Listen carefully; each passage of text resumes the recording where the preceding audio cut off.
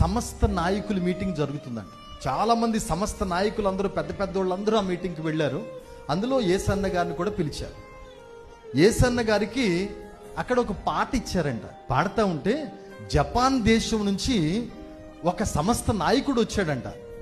ఆయన విన్నాడంట ఆ పాట. వెంటనే ఆ కాన్ఫరెన్స్ పెట్టిన సమస్త నాయకుడి దగ్గరికి వెళ్ళి, సార్ ఆయన దగ్గరికి వెళ్ళి ఆయన కాళ్ళు కడుగుతానండి అన్నాడంట. సార్ ఆయన ఒప్పుకుంటాడో లేదో.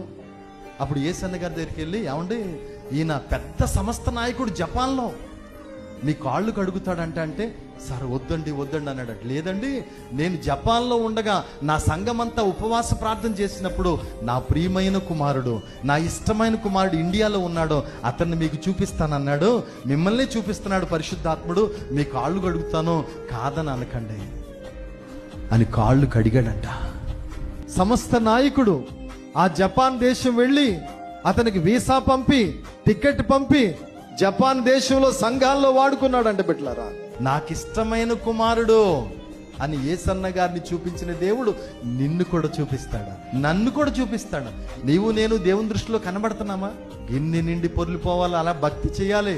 నువ్వు భక్తి చేసావంటే యేసుప్రభు మధ్యాకాశంలో చప్పట్లు కొట్టాలా, నా బిడ్డ వచ్చింది, నా కొడుకు వచ్చాడు, నా కూతురు వచ్చింది అని కౌగిలించుకున్నంతగా ఉండాలా.